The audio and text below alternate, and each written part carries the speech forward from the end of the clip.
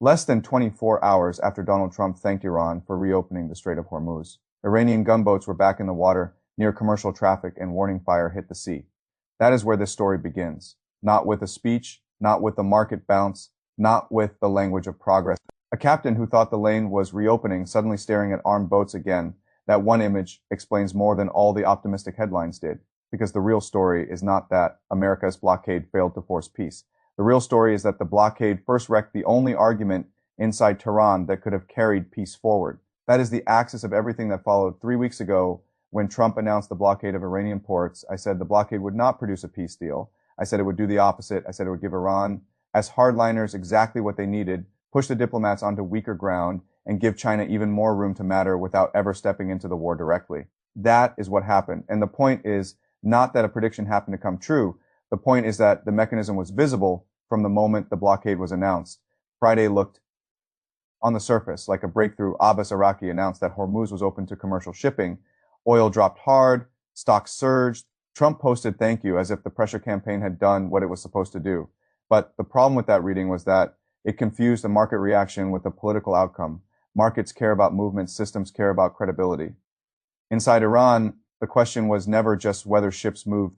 The question was whether the faction trying to negotiate still had enough authority to stand in front of the rest of the Iranian system and say, talking to America is ugly, but it is still useful. That was the line they needed to hold. Not that America was trustworthy, not that Washington had suddenly become generous, only that the diplomatic track was still buying time, still holding back the next military phase, still producing enough visible movement that staying in the room remained defensible. The blockade shattered that line. That is why it was such a damaging move before the blockade. The diplomats had at least one argument left. They could tell the skeptical centers of power in Tehran that the ceasefire mattered, that the Islamabad channel mattered, that a narrow path still existed between war and capitulation. They could say, give us a little more room. Let this play out. Once the blockade arrived, the hardliners got the answer they had been waiting for. They could point to the American move and say, there, that is who they are. They speak of talks and tighten pressure at the same time. They speak of de-escalation while building the next coercive layer underneath the talks. They do not use diplomacy to end pressure. They use diplomacy to prepare the next squeeze. That argument was politically devastating. It did not have to be completely fair. It only had to be useful, and was useful immediately. That is why the next 24 hours looked so unstable. Iranian semi-official media went after Iraqi for creating ambiguities around the reopening. The Revolutionary Guard publicly signaled that Trump's words had no credibility. Then the water became dangerous again. A lot of people saw that sequence and read it as chaos. It was not chaos. It was an internal balance shifting very quickly. This is the framework I would use for what the blockade actually did. It was not just pressure. It was a credibility transfer. Washington thought it was transferring pressure onto Iran in practice. It transferred credibility away from the Iranian diplomats and toward the men who had spent weeks arguing that diplomacy with America was a trap. That is why I said the blockade would dash the peace deal. Not because all blockades are useless, not because Iran suddenly became strong, but because this blockade landed first on the politics of negotiation, not on the structure of survival. That distinction is everything. Once the diplomats became weaker, every other part of the system started moving the wrong way. Opening Hormuz became harder to defend internally. Any gesture that looked like de-escalation became easier for the hardliners to attack as weakness. Any attempt to sell compromise started sounding like surrender while the other side was still increasing pressure. The deal did not die because the text was bad. It started dying because the people who needed to sell the text were losing standing by the hour. That is the first half of the story. The second half is China, because hardliners can only win arguments like that if they can also say something even more important. They have to be able to say, yes, the pressure is real, but we can survive it. That is the point where the American strategy ran into the structure China had spent years building. Before this war, Iran exported roughly 1.6 million barrels of oil a day during the war. With Hormuz under stress and the whole world watching shipping and sanctions, that flow was supposed to become the Central American leverage point. That is the classic logic: restrict movement, choke revenue, force a narrower set of choices, and turn the cost curve against the regime. But that logic only works cleanly if the target has no deep fallback system Iran did, or more precisely, Iran had access to one because China had spent years helping build it. That structure is not dramatic in the way a missile strike is dramatic. It does not make for obvious television, but it is much more important than television. It is what actually determines whether pressure turns into capitulation or just turns into pain. Dark fleet tankers, transponders switched off, ship transfers, Cargoes moving through opaque routing, payments in yuan through secondary Chinese banks outside the main American financial choke points. Chinese independent refineries willing to process sanctioned crude, warehousing, storage, and transport practices designed over time to keep Iranian oil moving, even when the formal system says it should not move. None of that was invented because of the blockade. That is the point. It was built before the blockade. The war did not create the structure. The war revealed it. And once that structure is revealed, the strategic picture changes immediately. The blockade can still hurt, but if it cannot stop the revenue stream that matters most, then it cannot produce the kind of pressure that changes internal political calculations quickly enough to outrun the hardliners. That is exactly what happened here. The blockade raised the political temperature. China kept enough economic oxygen flowing that the hardliners could argue they did not need to break first. That combination is lethal to diplomacy, because a diplomat can survive in a hostile political environment only if he can prove that his path is more survivable than the alternative.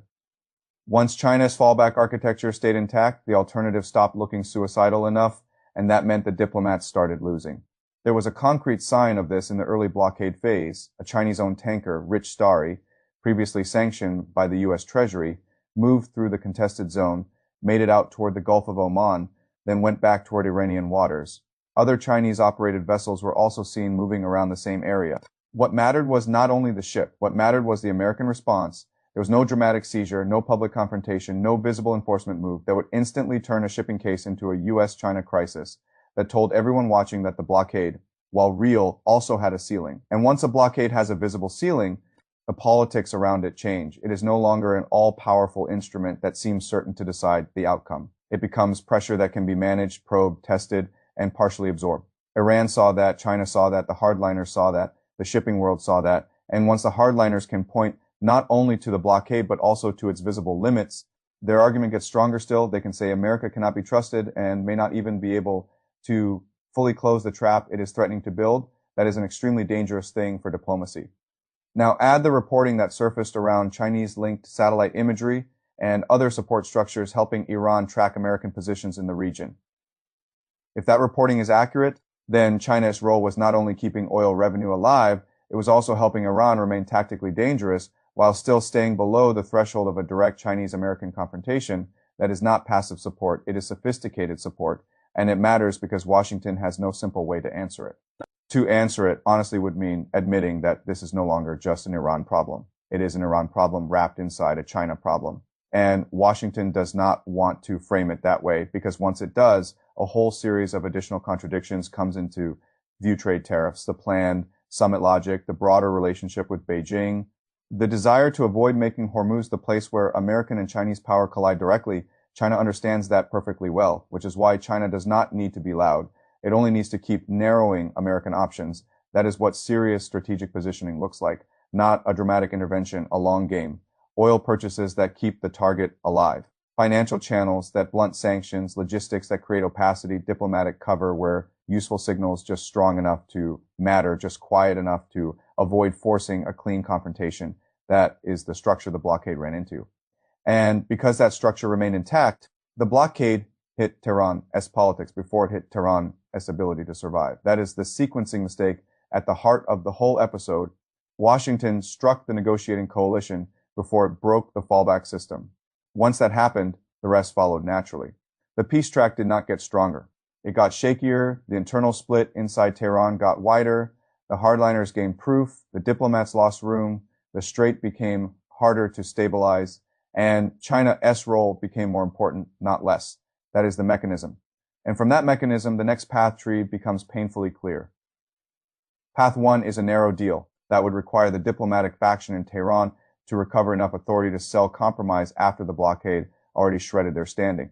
That path is still possible, but it is much narrower now than it was before the American move. Path 2 is an extension without real settlement. That is the likeliest path if you look at behavior instead of rhetoric.